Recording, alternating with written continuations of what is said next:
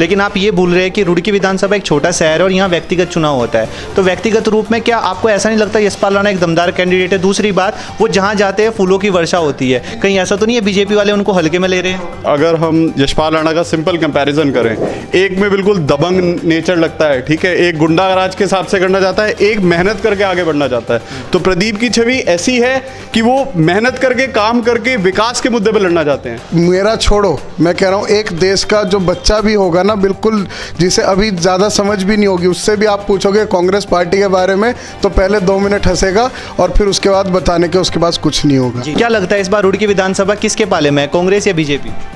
हमारे विचार से तो बीजेपी आएगी जी। ऐसा क्यों सर, कांग्रेस क्यों नहीं, बीजेपी ही क्यों? विकास का मुद्दा है, विकास से आएगी जी। आप बहुत अनुभव की बात कर रहे हैं, इसलिए मैं आपसे एक जानना चाहूँगा, मान लीजिए अभी इस वीडियो को एक कांग्रेस वोटर देख रहा है, उस कांग्रेस वोटर को जब 14 तारीख को वोट डालने जाए तो वो क्यों बीजेपी को वोट दे और क्यों कांग्रेस को ना दे, आप मुझे ये बताएं। इसीलिए नमस्कार रुड़की, स्वागत है आपका द बिग न्यूज़ में। मेरे साथ अभी मैं खड़ा हूँ ब्लू सफायर में और यहाँ पर एक सभा थी प्रदीप बत्रा जी की, जो कि भाजपा के प्रत्याशी है, और मेरे साथ खड़े हैं गौरव कौशिक जी, केजे अरोड़ा जी, दीपेश भारद्वाज जी और वीरेंद्र जी। अब जानना ये है कि कैसे बीजेपी को मजबूत बनाएंगे, कैसे 14 तारीख को बीजेपी को ज़्यादा वोट मिलेगी, जानते हैं जी। गौरव जी आप बताइए, कैसे बीजेपी को आप मजबूत बना रहे हैं?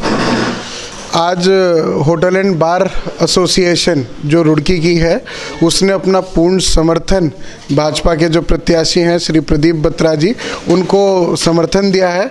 और यहाँ से विजय संकल्प, सभी जितने भी सदस्य थे, होटल स्वामी थे, उन्होंने आज विजय संकल्प यहाँ से लिया। आप राजनीति में काफ़ी टाइम से है सर, कांग्रेस के प्रत्याशी अपने आप को ईमानदार बताते हैं, भाजपा के प्रत्याशी को भ्रष्टाचारी बताते हैं, सच्चाई क्या है, रुड़की की जनता जानना चाहती है।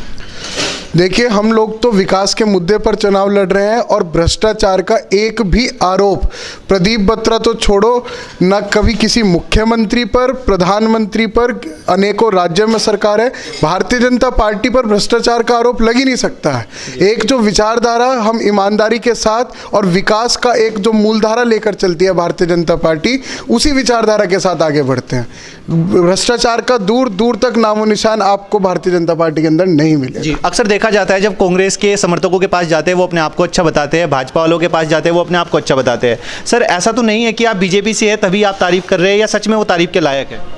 पूरे मेरा छोड़ो, मैं कह रहा हूँ एक देश का जो बच्चा भी होगा ना, बिल्कुल जिसे अभी ज़्यादा समझ भी नहीं होगी, उससे भी आप पूछोगे कांग्रेस पार्टी के बारे में तो पहले 2 मिनट हंसेगा और फिर उसके बाद बताने के उसके पास कुछ नहीं होगा। ऐसी एक पार्टी की उन्होंने दुर्दशा कर दी है, जिसके पास अगर घोटालों का हम नाम लेना शुरू करेंगे, जैसे हम विकास कार्य का नाम लेते हुए नहीं थकते हैं, ऐसे उनकी पार्टी में वो घोटालों के नाम लेते हुए नहीं थकते हैं।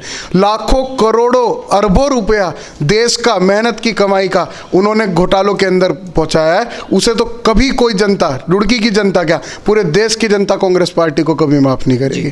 कांग्रेस प्रत्याशी यशपाल राणा ने चैलेंज दिया है प्रदीप बत्रा, जो कि भाजपा के प्रत्याशी है, कि 12 तारीख को सुबह 10 बजे चंद्रशेखर चौक पे आए, मेरे साथ डिबेट करे। जब हम प्रदीप बत्रा जी के पास गए तो उनसे हमने पूछा कि आप डिबेट करेंगे, तो उन्होंने कहा देखिए सबसे पहले तो ये कि मेरे पास समय नहीं है, मेरे पास समय नहीं है डिबेट के लिए, लेकिन हाँ अगर फिर भी डिबेट करनी है और चैलेंज एक्सेप्ट करना ही है तो आप उनको ये कहिए कि यशपाल राणा, आप वो एक पेपर पे लिख के दिखा दे, मैं डिबेट के लिए तैयार हूँ। आपकी इस पे क्या राय है?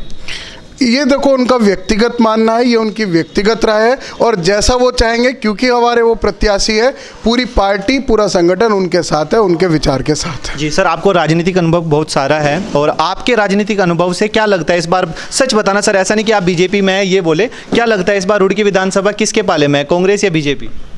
हमारे विचार से तो बीजेपी आएगी जी। ऐसा क्यों सर, कांग्रेस क्यों नहीं, बीजेपी ही क्यों? विकास का मुद्दा है, विकास से आएगी जी।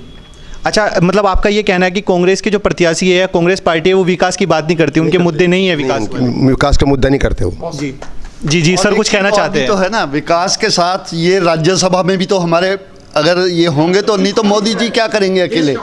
वो लोकसभा में अगर कोई बिल पास कर भी दें और राज्यसभा से फिर वापस आ जाए तो फिर तो हम कुछ भी नहीं, ये 370 भी नहीं हट सकती थी अगर वो हमारे मेंबर वहाँ नहीं होते, तो ये तो फिर वही विचाराधीन। नहीं सर, आप बहुत अनुभव की बात कर रहे हैं, इसलिए मैं आपसे एक जानना चाहूँगा, मान लीजिए अभी इस वीडियो को एक कांग्रेस वोटर देख रहा है, उस कांग्रेस वोटर को जब 14 तारीख को वोट डालने जाए तो वो क्यों बीजेपी को वोट दे और क्यों कांग्रेस को ना दे, आप मुझे ये बताएं। इसीलिए कि ये राष्ट्र का मुद्दा भी है, ये एक राष्ट्र मुद्दा भी है कि जितना बीजेपी का स्टेट गवर्नमेंट में अपने विधायक होंगे तो वही राज्यसभा में फिर, अदरवाइज तो फिर आप वही जो मैंने पहले बोला कि 370 हट गई जी।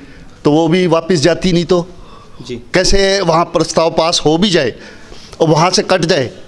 तो ये तो हर कोई जानता ही है कि जो भी बिल लोकसभा में पास हुआ राज्यसभा भी तो उसे करेगी। जी, गौरव जी भी कुछ कहना चाहते थे इस बात बीजेपी पर? मजबूत हो। मैं तो एक चीज़ निवेदन करना चाहता हूं आपके न्यूज़ चैनल के माध्यम से, जैसा आपने बोला कि एक कांग्रेस पार्टी के कार्यकर्ता को आप क्या मैसेज देना चाहेंगे।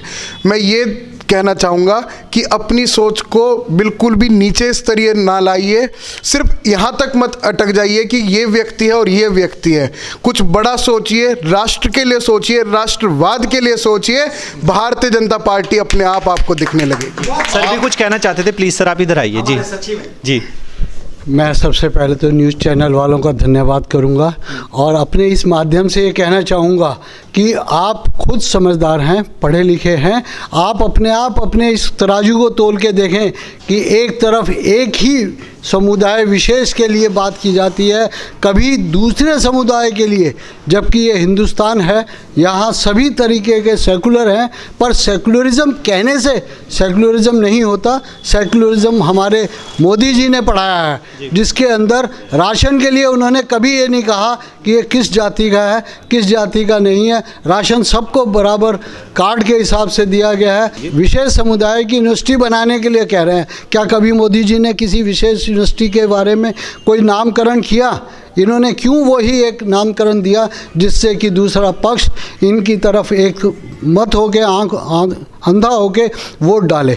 अगर देश की बात करें तो बीजेपी अच्छी है, कांग्रेस अच्छी नहीं है, लेकिन आप ये भूल रहे हैं कि रुड़की विधानसभा एक छोटा शहर है और यहाँ व्यक्तिगत चुनाव होता है। तो व्यक्तिगत रूप में क्या आपको ऐसा नहीं लगता यशपाल राणा एक दमदार कैंडिडेट है? दूसरी बात, वो जहाँ जाते हैं फूलों की वर्षा होती है, कहीं ऐसा तो नहीं है बीजेपी वाले उनको हल्के में ले रहे हैं? सर देखिए, ये सब मीडिया की बनाई हुई बातें हैं कि उनको, आप ये देखिए प्रदीप बत्रा और अगर हम यशपाल राणा का सिंपल कंपैरिजन करें, एक में बिल्कुल दबंग नेचर लगता है, ठीक है, एक गुंडाराज के हिसाब से करना चाहता है, एक मेहनत करके आगे बढ़ना चाहता है। तो प्रदीप की छवि ऐसी है कि वो मेहनत करके, काम करके विकास के मुद्दे पे लड़ना चाहते हैं। दूसरा आदमी डिबेट पे कॉल कर रहा है, आपको ये कर रहा है, जिसने काम किया तो उसको जरूरत नहीं होती, जिसने अपना दबंगई दिखानी है, ये सब दिखानी, वो ऐसे ही करेगा। तो ये फर्क होता है अच्छे और बुरे में। तो ये लोगों को मैं clear as a young generation सबको बोलना चाहूंगा, सबसे पहले देश है, उसके बाद सब कुछ है। तो देश को, मोदी जी को, प्रदीप बत्रा को स्ट्रॉन्ग करें और उन्हें आगे बढ़ने की कोशिश करें। क्योंकि अटल बिहारी जी ने एक लाइन बोली थी, सरकारें आएंगी, सरकारें जाएंगी, देश रहेगा तो हम रहेंगे, हम रहेगा तो हिंदुस्तान रहेगा। तो ये बात याद करके सब युवा, सब जनरेशन, कोई कांग्रेस कोई बीजेपी से पहले ये सोचो देश कहाँ जी रहा है, उसके बेसिस पे वोट करो। जी, सिंपल एंड क्रिस्प आंसर सबके लिए। दोनों अनुभव सुनाते हैं आपने, युवाओं की सुनी है, साथ साथ में अनुभवी भी सुन लीजिए। जी सर, आप इस मुद्दे पे क्या कहना चाहेंगे? आप थोड़ा आगे आगे गइए। राष्ट्र के लिए है इलेक्शन, सभी के सभी मेंबर्स अच्छे हैं, लेकिन राष्ट्र हित के लिए जो वोटिंग होनी है वो बीजेपी को। आप सभी की बातों से कितने सहमत है? क्या सच में ऐसा लगता है आपको कि बीजेपी सही पार्टी है और क्या कांग्रेस पार्टी सही नहीं है? और आप 14 तारीख को किसको वोट